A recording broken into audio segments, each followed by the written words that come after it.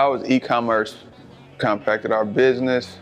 It has. You know, I'm not gonna say. At one point in time, I would have told you that we're so different that it hasn't impacted us. But now the game, the sneaker game is so crazy that like the internet is a huge space, and so many people deal in the internet, right? So, and the thing about the internet is the connection between people, right? So where the average person had a thing where they like, I have to go down to this store because I have a relationship with Ro, or I have a relationship with Rick. And even if, I'm not getting nothing early or I'm not getting nothing, I still feel like that connection that I want to do. Those are good guys and I want to do whatever, right? That's all mom and pops around the country. But now it's a thing where like these kids that are coming up, everything is instant.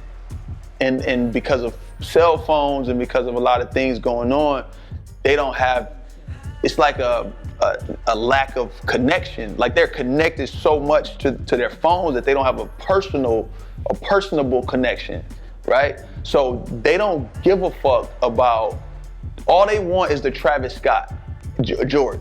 They don't give a fuck that where it's coming from, right? They don't care, like, if it's coming from Burn Rubber, that's cool. I'll go down to Burn Rubber and get it. If it's coming from the donut shop next door to Burn Rubber or the burger spot next, if they got it, that's where I'm going to get it, right? Where we come from, we like, we'll probably stage a coup. Like if my spot ain't getting it, fuck it, I'm not fucking with it. You get what I'm saying?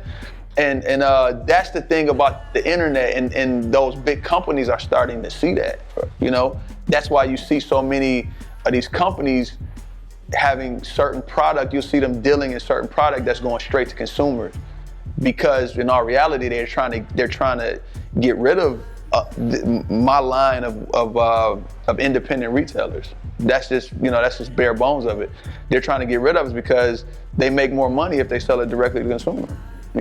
Which it is what it is, but what they'll never really see or never really understand is that they need us because we make certain things cool, right? To the person, Sean Weatherspoon, Travis Scott, these guys that are doing these crazy things, of course it's already gonna be cool, but the connection of like seeing the neighborhood spot or seeing the neighborhood kid that works in that store that is privileged to be a part of this, on a different level of this streetwear, this fashion thing, messing with this or rocking with this product, that'll never really go away. And us, us on this side of things, kind of making that stuff cool, is something that the bigger brands will never be. Foot Locker will never be able to do or create the culture that we create.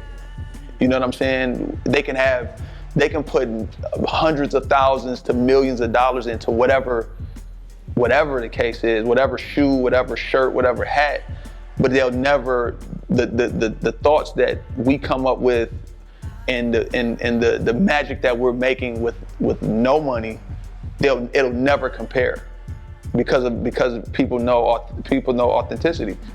People can say like, you can see when somebody, when you see a product, right, that somebody's like, you can sit back and say, oh man, they got paid to do that.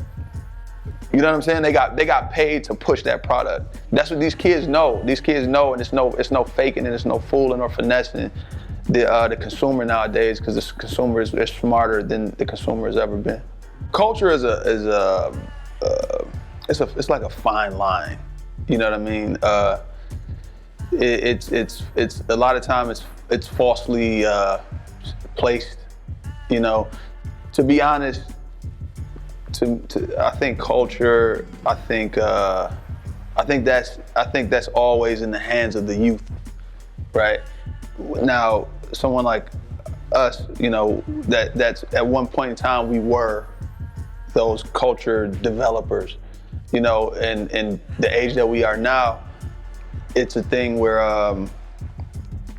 if we're able to pull or to still be able to relate those kids, you know, we're in a good place. That term is thrown around so much, and you know, it's just, you know, a lot of corporate people. If your corporate culture is not, you know, that's what we get paid for, right? That's what we get paid for. And the thing that's different, or that kind of sets us apart, is that for real, we're not culture creators, right? We're culture developers.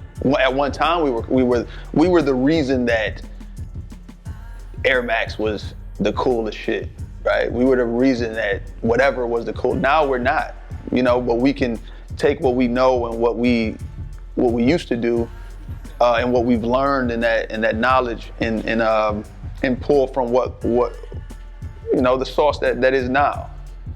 In the next, you know, 5 to 7 to 10 years, you're gonna have to be really special as a boutique, as a mom and pop, right? Not like, you know, yeah, it's a boutique, but we got 47 stores around the country. No, I'm talking about you got 1 store in your city, maybe 2 stores in your city. You know, the people that we fell in love with, right? You're gonna have to be really special, really cool, and whatever that means. Still, and playing a corporate game to survive in it, because it gets to a certain point where it's about dollars and cents, and it's about numbers. You know, that's what suits are about. They're about information and they're about numbers. When that cool factor doesn't overshadow the lack of numbers that you're producing, because you don't have $1 million to spend on a marketing campaign, or you don't have, you know, $400,000 to put into this one project. You know, what do we need you for? You know, so you're gonna have to be really special. You're gonna have to be really cool. You're gonna have to be really innovative to stay afloat. You know, and in our reality, like, you can ask anybody that's in my position.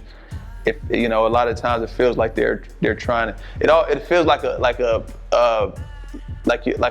having a girlfriend or someone, like a significant other, right? That they're pushing you away and you don't know why. Like, all I've been is good to you. You know what I'm saying? But it just feels like I'm being pushed away, and you're just sitting back like, man, how did this happen? And then when you break up, she's on and she's married to somebody else, and you got to figure things out. You know what I'm saying? So, to be authentic to me means like having no excuse for what you're doing. You know, just having, you know, if I wear all black today, I don't have an excuse for that. That's what I wanted to do. It's because that's how I felt today, and that's what I wanted to do. If I'm doing this interview with a cup of Cavassier VSOP, that's what I wanted to do. You know, it's nothing more, nothing less than that. You know, and that's authenticity, and that's what made us. That's the stuff that made us fall in love with what we fell in love with. That's what made us fall in love with Tupac. That's what made us fall in love with Biggie and Jay-Z and all these people, is because they were authentic. You know, 50 Cent. You look at our 50 Cent, and you know, you see that, like, you kind of see that, or kind of get this feeling of these people that's just what they are, and they can't change if they wanted to.